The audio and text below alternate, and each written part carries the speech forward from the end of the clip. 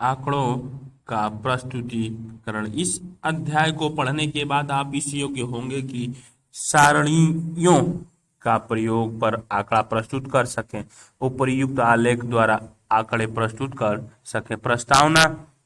पिछले अध्यायों में आप यह पढ़ चुके हैं कि आंकड़ों को कैसे संग्रहित करें और व्यवस्थित किया जाता है। सामान्यतः आंकड़ों का परिमाण अधिक होता है, जिन्हें सुसंबद्ध और प्रस्तुत योग्य रखने की आवश्यकता होती है।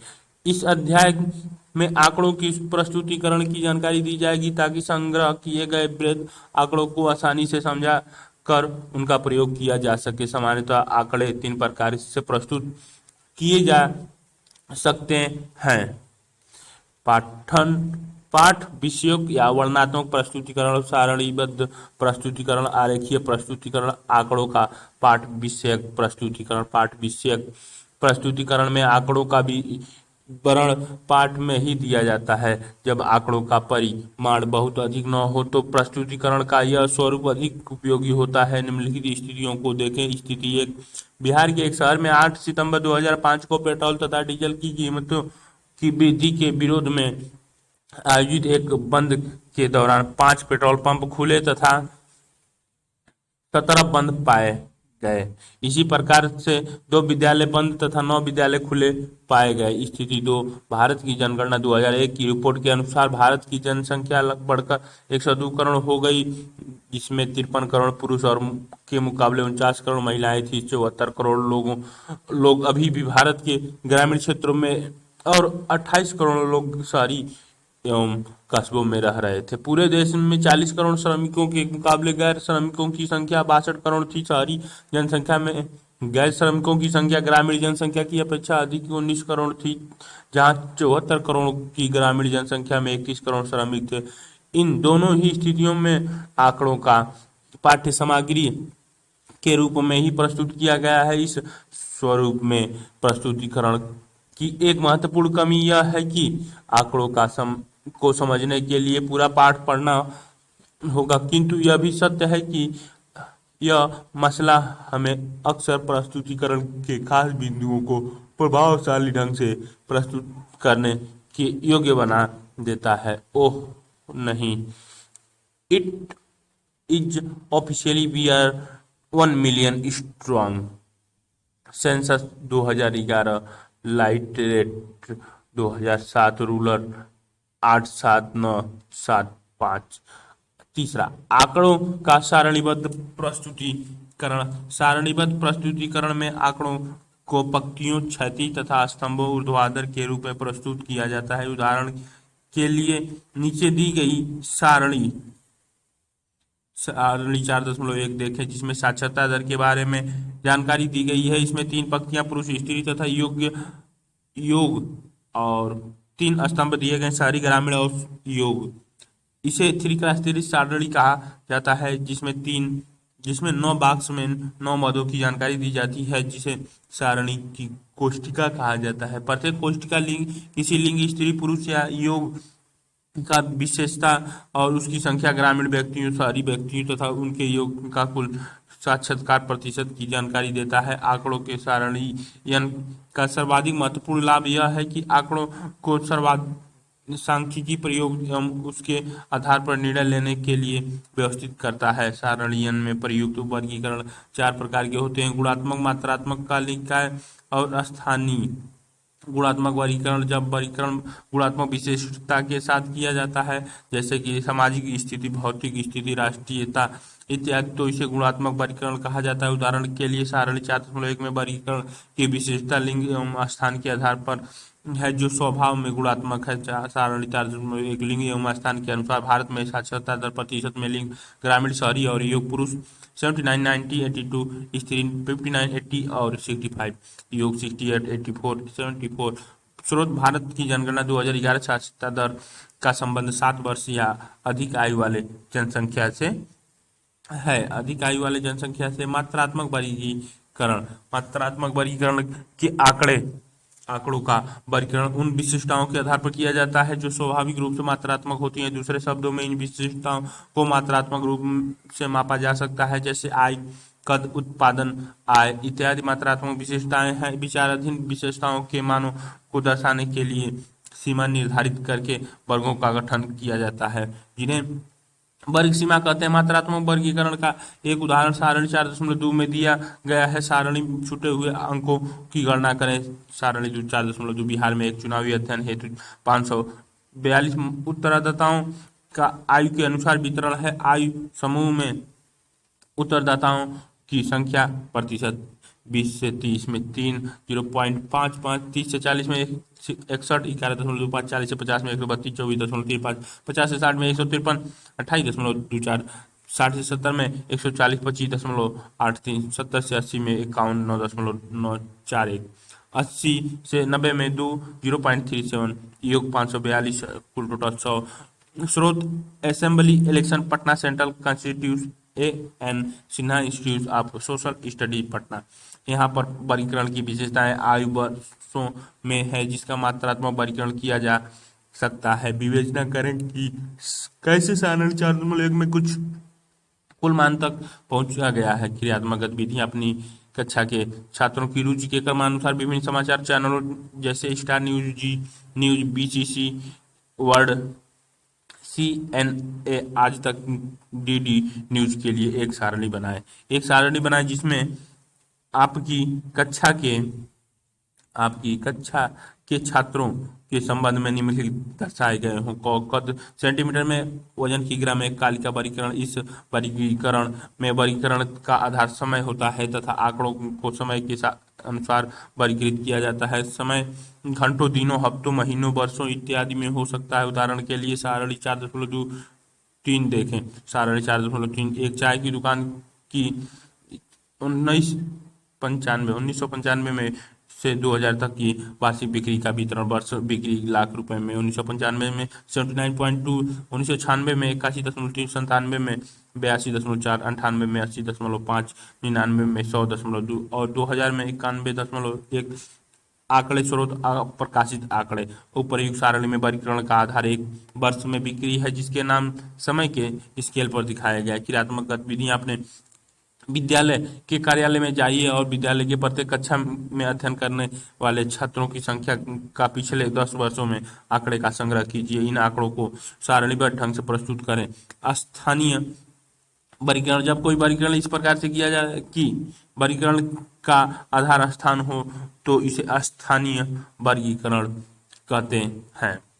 यह स्थान कोई गांव, कस्बा, खंड, जिला, राज्य या देश आदि हो सकता है। सारणी 4.4 में स्थानीय वर्गीकरण का एक उदाहरण है। सारणी 4.4 एक वर्ष में भारत द्वारा शेष विश्व की कुल निर्यात की भागीदारी का प्रतिशत। गंतव्य स्थान निर्यात भागीदारी। USA 12.5, जर्मनी 2.4, अन्य यूरोपीय संघ देश 10.9, UK 3.1, जापान 2.2, रूस 0.7, चीन 4.7, पश्चिमी एशिया गल्फ सहकारी परिषद 15.3, शेष एशिया 29.4, अन्य 18.8, सभी 100। कुल निर्यातक US से $314.4 बिलियन है। क्रियात्मक गतिविधि।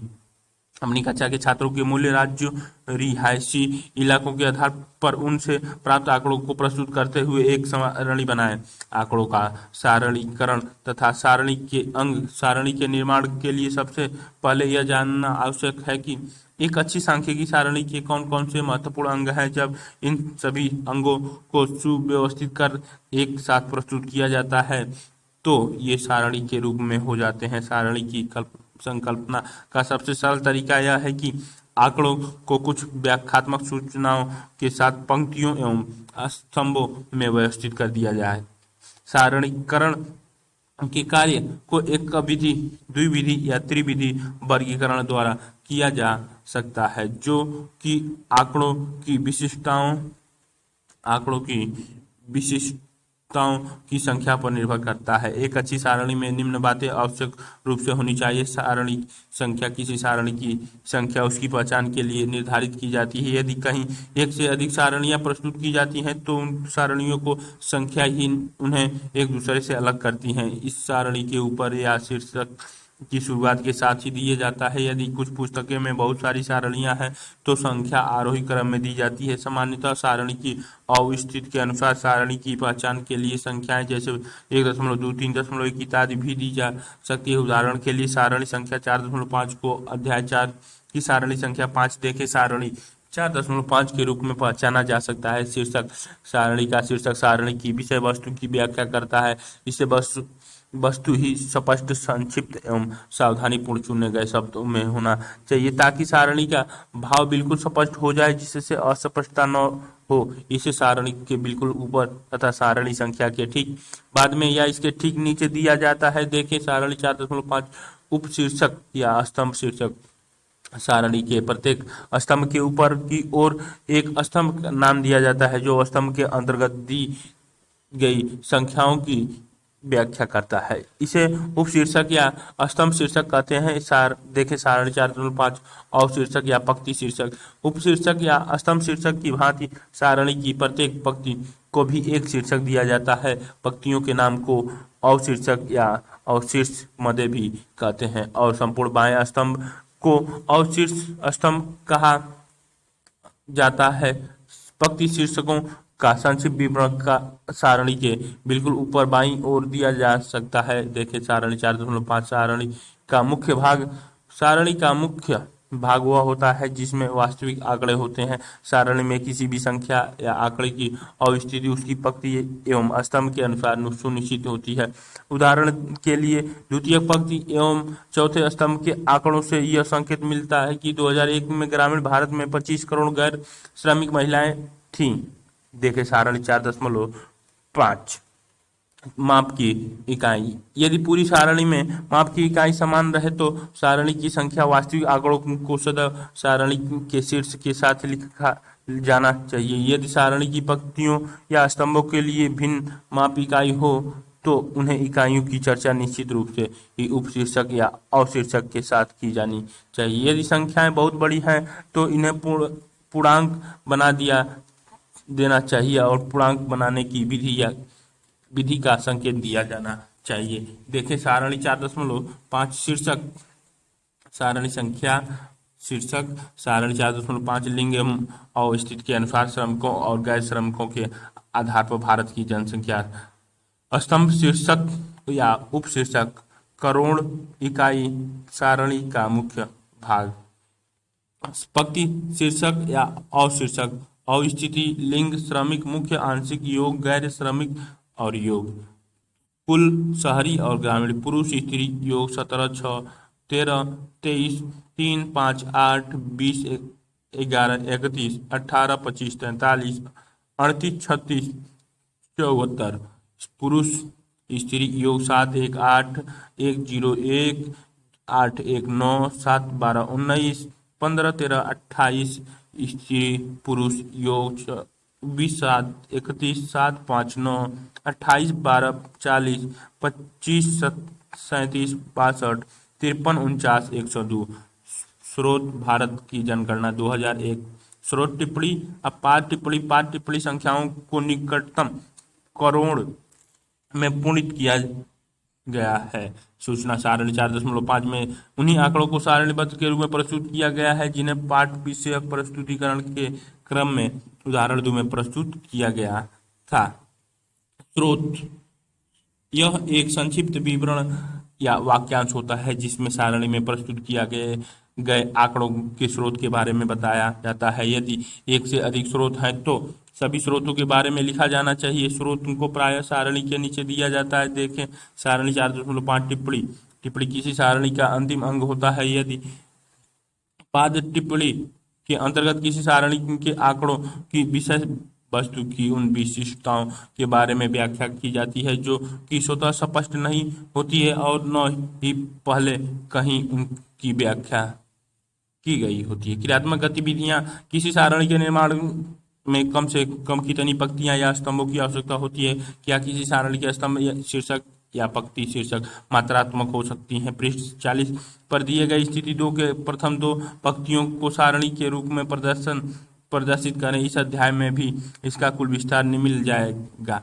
क्या आप सारणी 4.2 और 4.3 में अंक का ठीक ठाक निकटतम करने के बाद उसे प्रदर्शित कर सकते हैं। आंकड़ों का आरेखी प्रस्तुतिकरण। आंकड़ों को प्रस्तुत करने की यह तीसरी विधि है। यह विधि सरलीकृत या पाठ्य विषयक प्रस्तुतिकरण की तुलना में आंकड़ों के आधार पर वस्तु स्थिति को जल्दी समझने में सबसे अधिक सहायक होती है। आंकड़ों के आरेखी प्रस्तुतिकरण से संख्याओं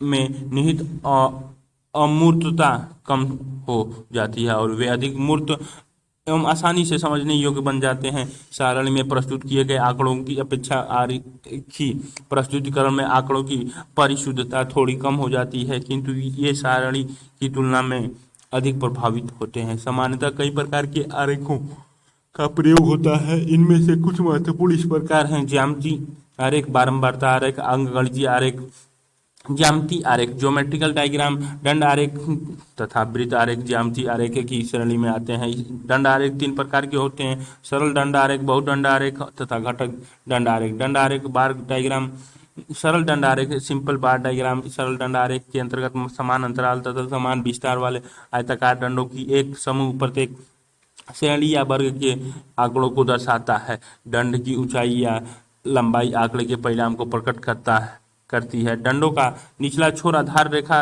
को इस प्रकार स्पर्श करता है कि दंड की ऊंचाई 0 इकाई से शुरू होती है। दंड आरेख के दंडों के सापेक्ष ऊंचाई को देखकर आंकड़ों की अपेक्षाकृत आसानी से समझा जा सकता है। इसके लिए आंकड़े बारंबारता वाली या गैर बारंबारता वाले दोनों प्रकार के हो सकते हैं। गैर बारंबारता वाले आंकड़ों में किसी खास विशिष्टता जैसे उत्पादन, फसल, जनसंख्या आदि को विभिन्न समयों या विभिन्न राज्यों के आधार पर लिया जाता है और विशिष्टताओं के मूल्यों के अनुरूप दंडों को आरेख की ऊंचाई के रूप में रखा जाता है। विशिष्टताओं का मापा हुआ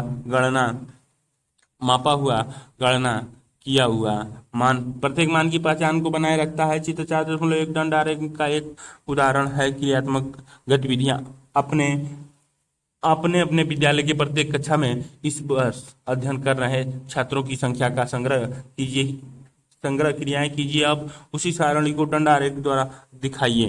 विभिन्न प्रकार के आंकड़ों के लिए भिन्न भिन्न प्रकार की आरेखी प्रस्तुतिकरण की आवश्यकता हो सकती है। दंड आरेख बारंबारता एवं गैर बारंबारता दोनों प्रकार के चरों और गुणों के लिए उपयुक्त होते हैं। विविध चर जैसे परिवार के आकार, पासे पर बिंदु, परीक्षा में प्राप्त ग्रेड आदि और लिंग, धर्म,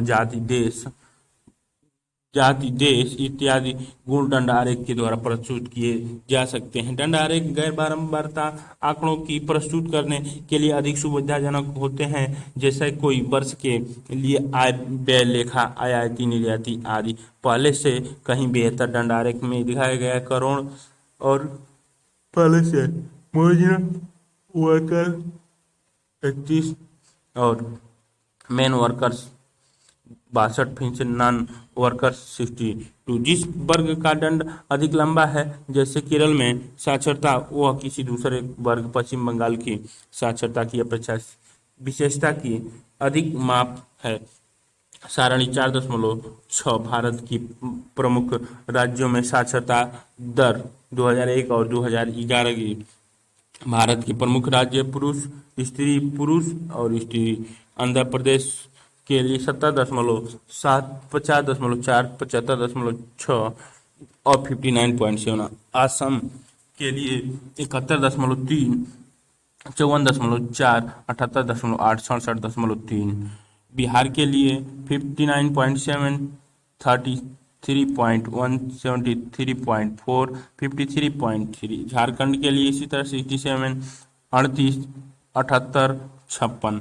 गुजरात के लिए 79.7, 57.8, 87.2, 70.0। हरियाणा के लिए 78.5, 55.7, 85.3, 66.8। कर्नाटक के लिए 76.1, 56.9, 82.9, 68.1। केरल के लिए 94.2, 87.7, 96.0, 92.0। मध्य प्रदेश 76.1, 50.1, 80.5, 60.5। छत्तीसगढ़ के लिए 77.7, 51.9, 81.5, 60.9। महाराष्ट्र के लिए 86.0, 67, 89.8 और 75.5। उड़ीसा के लिए 75, 63.4, 81 और 71। पंजाब के लिए 75, 63, 75, 63, 81, 71। राजस्थान के लिए 75, 43, 80, 52। तमिलनाडु के लिए 82, 64, 86, 73। उत्तर प्रदेश के लिए 68, 42, 79, 59। उत्तराखंड के लिए 83, 59, 88, 70। पश्चिम बंगाल के लिए 77, 59, 82, 71। भारत 75.3 और 53.7, 82.1 और 65.5। इसको दंड आरेख में साक्षरता दर प्रतिशत में दिखाई गई है। असम के लिए 75.6, बिहार के आंध्र प्रदेश, असम 78, बिहार आपका 73.4, झारखंड के लिए 78.2, गुजरात के लिए 87.2, 85 हरियाणा के लिए, कर्नाटक के लिए 82.9, केरल के लिए 96, 80। मध्य प्रदेश के लिए, छत्तीसगढ़ के लिए 81, महाराष्ट्र के लिए 89.8, उड़ीसा के लिए 84.2, उड़ीसा के लिए 82.4, 81.5। पंजाब 80.5, राजस्थान, तमिलनाडु 86.8, उत्तर प्रदेश 79.2, उत्तराखंड 88.3, पंजाब पश्चिम बंगाल के लिए 82.7। भारत में कुल 82.1 सारी आंकड़े लिए गए हैं। 14 चित्र 4.1 2011 भारत की प्रमुख राज्यों की साक्षरता दर पुरुष को दिखाया हुआ दंड आरेख है, दिखाता है। दंडों का प्रयोग जिन स्तंभ भी कहते हैं, सामान्यतः काल श्रेणी के आंकड़े के प्रस्तुतिकरण के लिए किया जाता है। 1980 से 2000 के बीच अन्य उत्पादन कार्य सहभागिता दर में एक दशक में उतार चढ़ाव, कई वर्षों के दौरान पंजीकृत बेरोजगारी, साक्षरता दर आदि। चित्र 4.2 में दंड आरेख के कई रूपों हो सकते हैं, जैसा कि बहुदंड आरेख तथा घटक दंड आरेख। क्रियात्मक गतिविधि सन 2011 में भारत के प्रमुख राज्यों में से कितने राज्यों में महिलाओं की साक्षरता दर औसत साक्षरता दर से अधिक थी? क्या 1991 से 2001 के लगातार 2 जनगणना वर्षों में इन राज्यों में अधिकतम न्यूनतम महिला साक्षरता दर के अंतर में कमी आई है? कमी। बहुदंड आरेख मल्टीपल बार डायग्राम। बहुदंड आरेख का प्रयोग चित्र 4.2 में 2 अधिक आंकड़े समुच्चयों की तुलना के लिए किया जाता है। उदाहरण के लिए विभिन्न वर्षों में आय और व्यय या आयात और निर्यात या विभिन्न विषयों एवं विभिन्न कक्षाओं में प्राप्त किए गए अंक आदि। घटक दंड आरेख कंपोनेंट बार डायग्राम। घटक दंड आरेख चित्र 4.3 या चार्ट, जिन्हें उक्त आरेख भी कहा जाता है, का प्रयोग विभिन्न घटक ऐसे तत्वों या भाग जिनसे वस्तु का भी निर्माण होता है के आकारों की तुलना करने के लिए तथा इन घटकों तथा उनके अभिन्न अंगों के संबंधों पर प्रकाश डालने के लिए किया जाता है। उदाहरण के लिए विभिन्न उत्पादों की बिक्री से प्राप्त धन किसी प्रारूपी भारतीय परिवार के व्यय की मदद, जैसे खान पान, किराया, दवा, शिक्षा, बिजली आदि घटक आय और व्यय के लिए बजट, परिव्यय, जनसंख्या, श्रम शक्ति के घटक आदि। घटक दंड आरेख को सामान्यतः उपयुक्त छायाओं या रंगों से भरा जाता है। ये चित्र में डबल साक्षरता दर प्रतिशत में आसाम में डबल दंड आरेख दिखाया गया। ये 60 के आसाम में और 70 के पीछे बिहार के लिए, 50 से ऊपर गुजरात के, झारखंड के लिए 50 से ऊपर भी गुजरात के लिए आपको दोनों में दिखाई। 70 के आसपास हरियाणा के लिए भी दिखाया गया, कर्नाटक के लिए, केरल के लिए सबसे ऊपर, मध्य प्रदेश के लिए, उसके बाद छत्तीसगढ़, उसके बाद महाराष्ट्र, उड़ीसा, पंजाब, राजस्थान, तमिलनाडु, उत्तर प्रदेश, उत्तराखंड, पश्चिम बंगाल भारत के प्रमुख राज्यों के लिए ये दंड आरेख। चित्र 4.2 दंड आरेख 2 जनगणना वर्ष 2001 और 2011 के दौरान भारत के प्रमुख राज्यों में महिला साक्षरता दर की दिखाया गया है। अर्थ निर्वचन। चित्र 4.2 द्वारा आसानी के साथ यह पता किया जा सकता है कि पूरे देश में पिछले कई वर्षों में महिला साक्षरता दर की वृद्धि हुई है। ठीक इसी प्रकार से कई अर्थ निकाले जा सकते हैं। जैसा कि आरेख दर्शाता है कि बिहार, झारखंड और उत्तर प्रदेश में महिला साक्षरता दर में सर्वाधिक वृद्धि हुई है, सारणी 4.7। बिहार में एक जिले में 4 से 6 वर्ष की आयु के बच्चों का लिंग अनुसार विद्यालय में नामांकन प्रतिशत दिया गया है। लिंग नामांकन प्रतिशत में गैर नामांकित प्रतिशत में लड़के 91.5, 85, 8.5, लड़कियां 58.6, 41.4, कुल 78 और 22 आंकड़े स्रोत अप्रकाशित आंकड़े हैं। किसी घटक दंड आरेख के अंतर्गत दो या दो से अधिक घटकों को दंड और उसके उपभोगों के द्वारा प्रकट किया जाता है। उदाहरण के लिए दंड के द्वारा 6 से 14 आयु वर्ग के सभी बच्चों की जनसंख्या को प्रदर्शित कर सकते हैं। ये घटक नामांकित और गैर नामांकित बच्चों का अनुपात दर्शाता है। घटक दंड आरेख के अंतर्गत लड़कों, लड़कियों तथा आयु विशेष के बच्चों के कुल योग को भी भिन्न भिन्न घटक दंड द्वारा प्रदर्शित किया जा सकता है। जैसे चित्र 4.3 में दिखाया गया है। घटक दंड आरेख बनाने के लिए सबसे पहले एक्स अक्ष पर एक दंड बनाया जाता है जिसके कुल ऊंचाई आंकड़ों के कुल मान के बराबर होती है। प्रतिशत आंकड़ों के लिए दंड की ऊंचाई 100 इकाइयों के बराबर होगी। देखें चित्र 4.3। अन्यथा दंड की ऊंचाई दंड के कुल मान के बराबर बनाई जाती है तथा घटकों की अनुपातिक ऊंचाई एक ही विधि द्वारा निर्धारित की जाती है। दंड को विभाजित करने के लिए क्रम में छोटे घटकों को अधिक प्राथमिकता दी जाती है। वृत्त आरेख, पाई डायग्राम। वृत्त आरेख भी एक घटक आरेख है, पर घटक दंड आरेखों के स्थान पर इसे एक ऐसे वृत्त द्वारा प्रस्तुत किया जाता है जिसके क्षेत्र की अनुपातिक रूप से घटकों में विभाजित किया जाता है, जिन्हें यह दर्शाता है कि चित्र 4.4। इसे वृत्त चार्ट भी कहते हैं। यहाँ पर वृत्त को केंद्र से परिधि की ओर सीधी रेखा के द्वारा उतने ही भागों में विभाजित किया जाता है जितने घटकों की संख्या होती है।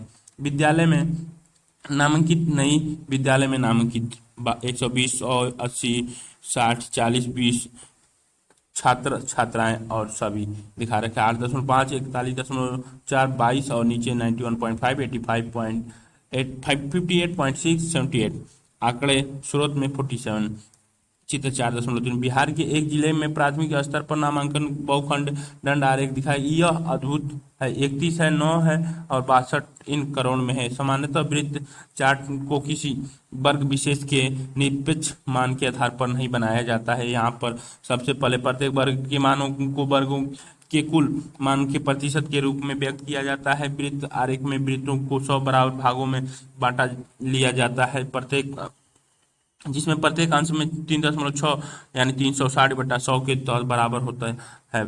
चाहे त्रिज्या के मान कुछ भी हो, कोण को जानने के लिए घटक को वृत्त के केंद्र से कक्षांतरित करना होगा, जिसमें प्रत्येक घटक के प्रतिशत अंकों के 3.6 से गुणा करना होगा। घटकों के प्रतिशतों के वृत्त के कोणीय घटकों के रूप में परिवर्तन का एक उदाहरण सारणी 4.8 में प्रदर्शित किया गया है। यह जानना रोचक हो सकता है कि दंड आरेख द्वारा प्रस्तुत किए गए आंकड़े भी अच्छी तरह वृत्त चार्ट द्वारा दिखाया जा सकते हैं। यहाँ पर केवल इसकी आवश्यकता होती है कि वृत्त आरेख बनाने से पहले घटकों का निरपेक्ष मान को प्रतिशत में बदलना होता है। सारणी 4.8 कार्य स्थिति के अनुसार भारत की जनसंख्या का वितरण करोड़ में है। स्थिति जनसंख्या प्रतिशत कोणीय घटक सीमांत श्रमिक 9 8.832 डिग्री, मुख्य श्रमिक 31 30.4 109 डिग्री, गैर श्रमिक 62 60.8 219 डिग्री, कुल 102 100 360 करोड़ 31 करोड़ 9 करोड़ 62 करोड़ आंकड़े स्रोत 4.8 मुख्य श्रमिक सीमांत श्रमिक गैर श्रमिक। चित्र 4.4 सन 2001 में कार्य की स्थिति के अनुसार विभिन्न श्रेणियों के लिए भारत की जनसंख्या का वृत्त आरेख। क्रियात्मक गतिविधियां। चित्र 4.4 में प्रस्तुत आंकड़ों को दंड आरेख द्वारा प्रस्तुत कीजिए। क्या वृत्त आरेख द्वारा प्रस्तुत किए जाने वाले आंकड़ों के कुल मानों का वृत्तखंड के क्षेत्रफल से कोई संबंध होता है? बारंबारता आरेख। फ्रीक्वेंसी डायग्राम समूहकृत बारंबारता वितरण के रूप में प्रस्तुत आंकड़ों को सामान्यतः बारंबारता आरेख के द्वारा प्रस्तुत किया जाता है, जैसा कि आयत चित्र बारंबारता, बहुभुज बारंबारता वक्र तथा ओज्वाई आदि। आयात चित्र हिस्टोग्राम आयात चित्र द्वारा एक द्विविमीय आरेख है। यह आयातों का एक ऐसा समुच्चय है जिसमें वर्ग सीमाओं के अंतराल एक्स अक्ष पर आधार का कार्य करता है तथा जिनके क्षेत्रफल वर्ग बारंबारता के अनुपात में होते हैं। चित्र 4.5 यदि वर्ग के अंतराल का विस्तार एक समान हो, जैसा कि सामान्यतः होता है, तो आयातों का क्षेत्रफल उनकी बारंबारता के अनुपात में होता है। हालांकि कई प्रकार के आंकड़ों में विभिन्न विस्तार वाले अंतरालों का उपयोग सुविधाजनक होता है तथा कई बार आवश्यकता भी हो जाती है। उदाहरण के लिए आयु के अनुसार मृत्यु की सारणीयन करते समय आरंभ में जब अधिक आयु वर्ग की जनसंख्या की तुलना में कम आयु वाली मृत्यु दर काफी ऊंची हो, तो संक्षिप्त आयु अंतराल जैसे कि 0-1-2 वर्ष, 0-7-28 दिवस आदि अधिक सार्थक और उपयोगी होंगे। इसी प्रकार के आंकड़ों को आलेखी निरूपण में किसी आयत के क्षेत्रफल की ऊंचाई, इसकी ऊंचाई या बारंबारता तथा आधार यहाँ पर वर्ग अंतराल की विस्तार का भागफल है। जब अंतराल समान हो, अर्थात जब सभी आयतों का आधार समान हो, तब तुलना के उद्देश्य से क्षेत्रफल को भी किसी भी अंतराल की बारंबारता के द्वारा आसानी से प्रस्तुत किया जा सकता है। जब आधारों का विस्तार भिन्न भिन्न होता है, तब आयतों की ऊंचाई को समायोजित किया जाता है ताकि तुलनात्मक मापों को प्राप्त किया जा सके। इस प्रकार की स्थिति में निरपेक्ष बारंबारता के साथ स्थान पर बारंबारता घनत्व, जिसमें वर्ग बारंबारता का विभाजन वर्ग अंतराल के विस्तार से होता है, अधिक सार्थक होगा। चूंकि आयत चित्र आयताकार होते हैं, वर्ग अंतराल की बारंबारता या बारंबारता घनत्व के बराबर ऊर्ध्वाधर दूरी पर आधार रेखा पर उसी परिमाण की एक समांतर रेखा खींची जाती है। आयत चित्र कभी सारणी 4.9 किसी कस्बे के एक इलाके में दैनिक मजदूरी का वितरण। दैनिक मजदूरों की संख्या बारंबारता रुपए में देखिए 45 से 49, 2 50 से 54, 3 55 से 59, 5 60 से 64, 3 65 से 69, 6 70 से 74, 7 75 से 79, 12 80 से 84, 13 85 से 89, 9 90 से 94, 7 95 से 99, 6 100 से 1044, 105 से 109, 2 110 से 114, 3 115 से 119, 3 अप्रकाशित आंकड़े हैं। विविक्त चर आंकड़ों के लिए नहीं खींचा जाता है, चूंकि सतत चरों के लिए वर्ग अंतराल की निचली सीमा पूर्व अंतराल की ऊंची सीमा के साथ मिल जाती है। भले ही वह समान हो या असमान, अतः सभी आयत साथ साथ होते हैं और दो असमान आयतों के बीच कोई खाली स्थान नहीं होता है। यदि वर्ग सतत नहीं होता है तो पहले उन्हें सतत वर्ग में बदला जाता है, जैसा कि अध्याय 3 में बताया जा चुका है कि कई बार दो आसन्न आयतों के बीच के समान अंश को हटा दिया जाता है ताकि सततता का बेहतर प्रभाव पड़े। इसके परिणाम स्वरूप जो आकृति बनती है वह दोहरे सोपान की तरह लगती है। आयत चित्र दंड आरेख के समान दिखता है, परंतु इनके बीच समानताओं से कहीं अधिक विभिन्नताएं हैं जिसका पता पहली बार में नहीं चलता। स्तंभों का क्षेत्रफल, अंतराल तथा चौड़ाई सभी यादृच्छिक होते हैं। स्तंभों की ऊंचाई महत्वपूर्ण है, न कि इनकी चौड़ाई या क्षेत्रफल। एक ऊर्ध्वाधर रेखा भी ठीक उसी उद्देश्य को पूरा कर सकती है जितना कि उसी चौड़ाई का एक दंड करता है। इसके अतिरिक्त आयत चित्र में दो आयतों के बीच कोई अतिरिक्त रिक्त स्थान नहीं छोड़ा जाता, जबकि दंड आरेख में दो क्रमिक दंडों के बीच रिक्त स्थान अवश्य छोड़ा जाता है। बहुदंड आरेख या दंड आरेख घटक दंड आरेखों को छोड़कर यद्यपि सभी दंडों की चौड़ाई समान होती है, तथापि तुलना की दृष्टि से इनकी चौड़ाई का कोई महत्व नहीं होता है। आयत चित्र में चौड़ाई उतनी ही महत्वपूर्ण है जितनी ऊंचाई। दंड आरेख विविक्त एवं सतत दोनों ही चरों के लिए बनाए जा सकते हैं, जबकि आयत चित्र केवल सतत चर के लिए ही बनाए जाते हैं। आयाचित बारंबारता वितरण के बहुलक के मान को भी आलेखित रूप में दिखा सकता है, जैसा कि चित्र 4.5 में दिखाया गया है, तथा गौण निर्देशांक पर बिंदुओं से बनी क्षैतिज रेखा बहुलक को दर्शाती है। बारंबारता बहुभुज फ्रीक्वेंसी पॉलीगन बारंबारता बहुभुज सीधी रेखाओं से घिरा हुआ एक समतल है जिससे सामान्यतः 4 या अधिक रेखाएं होती हैं। बारंबारता बहुभुज आयात चित्र का विकल्प होता है जो आयात चित्र से भी व्युत्पन्न होता है। बारंबारता बहुभुज को वक्र के आकार के अध्ययन के लिए किसी आयात चित्र के ऊपर लगाया जा सकता है। आयात चित्र की क्रमिक आयातों के ऊपर छोर के मध्य बिंदु को जोड़कर बारंबारता बहुभुज का निर्माण बहुत आसानी से किया जा सकता है। आवृत्ति बहुभुज आधार रेखा से दूर हो दो छोरों पर समाप्त हो जाता है, जिससे वक्र के अंतर्गत आने वाले क्षेत्रफल का परिकलन संभव नहीं होता है। इसका समाधान आधार रेखा से दोनों वर्गों के मध्यमान को वितरण के प्रत्येक छोर पर शून्य बारंबारता से मिलाकर किया जाता है। आधार के दोनों छोरों को खंडित रेखाओं या बिंदु रेखाओं द्वारा जोड़ा जा सकता है। अतः वक्र का कुल क्षेत्रफल आयात चित्र के क्षेत्रफल की भांति ये चित्र में दिखाया गया है। मजदूरों की संख्या बारंबारता से 2, 4, 6, 8, 10, 12 और 14 44.4, 44.5, 49.5, 54.5, 59.5, 64.5, 69.5, 74.5, 89.5, 84.5, 79.5, 94.5, 99.5, 104.5, 109.5, 114.5, 119.5। दैनिक मजदूरी सतत वर्ग परिवर्तनवादी है। इसका बहुलक 80.6 दिखाया गया। आंकड़े स्वरूप 4. चित्र 4.5 एक कस्बे के एक स्थानीय क्षेत्र के 85 दैनिक मजदूरों के वितरण के लिए आयात चित्र दिखाई गई है। कुल बारंबारता या प्रतिदर्श के आकार का प्रतिनिधित्व करता है। बारंबारता बहुभुज सामूहिक बारंबारता वितरण के प्रस्तुतिकरण के लिए सर्वाधिक प्रचलित विधि है। वर्ग सीमाएं तथा वर्ग चिन्ह दोनों को एक अक्ष पर प्रदर्शित किया जा सकता है तथा दो क्रमिक वर्ग चिन्हों के बीच की दूरी वर्ग अंतराल की चौड़ाई के अनुपातिक समान होती है। आंकड़ों का आलेख तब असमान होता है जब वर्ग चिन्ह ग्राफ पेपर की मोटी रेखाओं के ऊपर आपतित पड़ते होते हैं। इससे कोई अंतर नहीं पड़ता है कि वर्ग सीमाओं या वर्ग चिन्हों का प्रयोग एक अक्ष पर किया गया है या नहीं। बारंबारता निर्देशांकों के रूप में सदैव वर्ग अंतराल के मध्य बिंदु पर आलेखित होती है। जब आलेख पर सभी बिंदु आलेखित हो जाते हैं तो इन्हें क्रमिक सरल रेखाओं के द्वारा सावधानी से आपस में जोड़ दिया जाता है। खंडित रेखाएं दो अंतरालों के बीच मध्य बिंदु को जोड़ती है, एक शुरू में और दूसरी अंत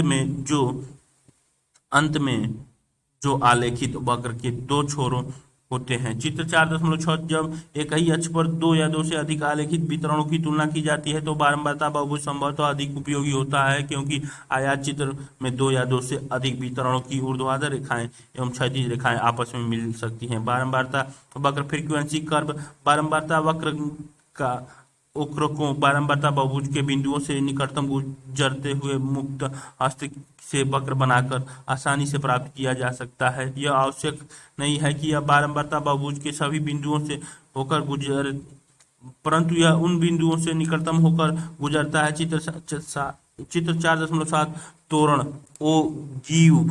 ओगिव तोरण को संचयी बारंबारता वक्र के नाम से भी जाना जाता है, क्योंकि संचयी बारंबारता 2 प्रकार की होती हैं। ये चित्र में मजदूरों की संख्या 0, 2, 4, 6, 8, 10, 12 जो 44.5 से 49.5 से 54.5 और 54.5 से 59.5, 59 से 64.5, 64 से 69.5, 69.5 से 74.5, 74.5 से 79.5, 79.5 से 84.5, 84.5 से 94.5, 94.5 से 99.5, 99.5 से 104.5, 104.5 से 109.5, 109.5 से 111.4, 1014, 114.5 से 119.5। दैनिक मजदूरी रुपयों में सतत वर्ग परिवर्तन आंकड़े स्रोत चित्र सारणी 4.9 में दिए गए आंकड़े की बारंबारता। बहुभुज रेखांकन है ये अर्जन की अर्जकों की संख्या दे रखी है। दैनिक मजदूरी रुपयों में जो 40 से स्टार्ट होती है, आवृत्ति डॉट डॉट बार बार किया गया है। सारणी 4.9 के बारंबारता वक्र। सारणी 4.10 गणित के प्राप्त अंकों की बारंबारता वितरण। सारणी 4.10 क 10 ख और 10 ग। गणित के प्राप्त अंकों की बारंबारता वितरण। गणित में प्राप्त अंकों का से कम संचयी बारंबारता, गणित में प्राप्त अंकों से अधिक संचयी बारंबारता। अंक छात्रों की संख्या, अंक छात्रों की संख्या, अंक और छात्रों की संख्या। 0 से 20 6, 20 से कम 6, 20 से अधिक 64, 20 से 40 3 नहीं 5, 40 से कम 11, 20 से अधिक 58, 40 से 80 के बीच में 33, 60 से कम 44, 60 से अधिक 53, 60 से 80 14, 80 से कम 58, 60 से अधिक 20, 80 से 100 6, 100 से कम 64, 80 से अधिक 6, योग कुल 64। आंकड़े प्रस्तुतिकरण में बारंबारता से कम दिखाए गए से अधिक दिखाए गए हैं। प्राप्त गणित में प्राप्तांक और गणित में प्राप्तांक, ये बारंबारता दोनों में ग्राफ एक में उठता हुआ और एक में गिरता हुआ दिखाया गया। सारणी और 4.10 में दिए गए आंकड़े के लिए कम से और अधिक से तोरण, अधिक से अधिक तोरण, कम से तोरण दोनों को मिलान करने पर आपके बीच में माध्यिका पा जाएंगे जो कि 50 और 60 के बीच में लाई कर रही है। गणित के प्राप्तांक सारणी 4.10 के लिए कम से तथा अधिक से तोरण दिखाए गए हैं। उदाहरण के लिए कम से प्रकार एवं से अधिक प्रकार की तदनुसार किसी सामूहिक बारंबारता वितरण आंकड़ों के लिए 2 प्रकार के तोरण भी होते हैं। यहाँ बारंबारता बहुभुज की भाज्य साधारणतः बारंबारताओं के स्थान पर बारंबारता वितरण की वर्ग सीमाओं के सामने संचय बारंबारताओं को y अक्ष पर आलेखित किया जाता है। संचयी बारंबारता को से कम तोरण के लिए क्रमशः वर्ग अंतराल की ऊपरी सीमा के सामने आलेखित किया जाता है, जबकि से कम तोरण के लिए क्रमशः वर्ग अंतराल की निम्नतम सीमा के सामने आलेखित किया जाता है। इन दोनों ही तोरण की एक रोचक विशेषता यह है कि इनका परस्पर परिच्छेद बिंदु बारंबारता वितरण की माध्यिका आकृति 4.8 बनाता है। जैसा कि दोनों तोरण के आकार से स्पष्ट होता है, से कम प्रकार का तोरण कभी घटता नहीं है और से अधिक प्रकार का तोरण कभी बढ़ता नहीं है। अंकगणितीय रेखीय चित्र, अर्थमेटिक लाइन ग्राफ, अंकगणितीय रेखा चित्र का काल श्रेणी आलेख भी कहा जाता है। इस आलेख के अंतर्गत समय, घंटा, दिन, तारीख, सप्ताह, माह, वर्ष इत्यादि को एक अक्ष पर आलेखित किया जाता है और चरों के मान काल श्रेणी आंकड़े को y अक्ष पर आलेखित किया जाता है। इन आलेखित बिंदुओं को जोड़ने से प्राप्त रेखाचित्र अंकगणितीय रेखाचित्र काल श्रेणी आलेख कहलाता है। यह लंबी अवधि के काल श्रेणी आंकड़ों को प्रवृत्ति और आवर्तिता इत्यादि को समझने में सहायक होता है। क्रियात्मक गतिविधि क्या तोरण वितरण के उन विभागकारी मानों की जानकारी देने में सहायक हो सकता है जिन्हें यह प्रदर्शित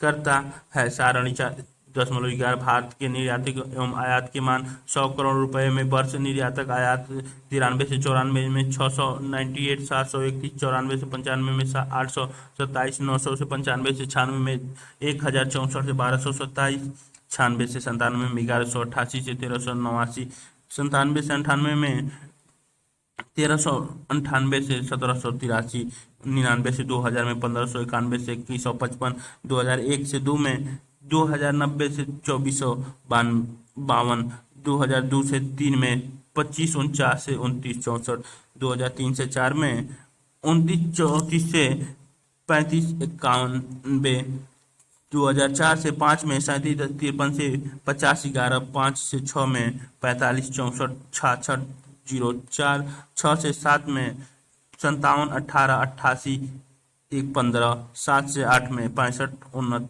59 1,10,123, 8 से 9 में 8408, 13,744, 9 से 10 में 8,455, 13,637, 10 से 11 में 11,370, 16,883, 11 से 12 में 14,660 से 23,455, 12 से 13 में 16,343, 26,692, 13 से 14 में 19,050, 27,154 में दिखाए गए हैं।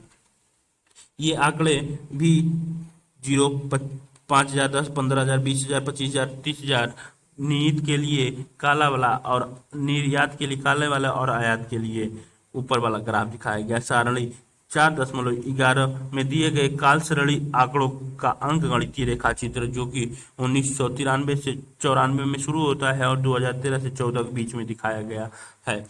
आप यह आरेख 4.9 में देख सकते हैं कि यद्यपि वर्ष 1993 से 94 से 2013 से 14 के बीच सभी वर्षों में निर्यात की अपेक्षा आयात अधिक थे, आप देख सकते हैं कि वर्ष 2001 से 2 के बाद आयात और निर्यात दोनों के मानों में लगातार वृद्धि हुई है तथा 1 और 2001-2 के बाद दोनों निर्यात को आयात के बीच का अंतर बढ़ गया है। सारांश, अब तक आप समझ लिए होंगे कि आंकड़े को विभिन्न रूपों में किस प्रकार प्रस्तुत किया जाए, जैसा कि पाठ्य विषयक, सारणीबद्ध एवं रेखीय रूप से, साथ ही अपसंग्रहित आंकड़ों की प्रस्तुति के लिए उपयुक्त विधि तथा आरेख के प्रकार का चुनाव भी कर सकेंगे। इस तरह से आप आंकड़ों को अर्थपूर्ण, बोधगम्य तथा उद्देश्य पूर्ण तरीके से प्रस्तुत कर सकें। पुनरावृत्तन में आंकड़े परिमाण से अधिक होने पर भी उचित प्रस्तुति द्वारा अर्थ प्रकट करते हैं। आंकड़े छोटे मात्रा में हो तो पाठ्य विषयक प्रस्तुति बेहतर रहती है। भारी मात्रा वाले आंकड़ों के लिए सारणीबद्ध प्रस्तुतिकरण सहायक होता है। इससे आंकड़ों की किसी भी मात्रा को एक या अधिक चरों की दृष्टि से समांजित किया जाता है। सारणीबद्ध आंकड़ों को आरेख के माध्यम से भी प्रस्तुत किया जा सकता है, जो अन्य माध्यमों की अपेक्षा उन्हें अधिक बोधगम्य बनाता है।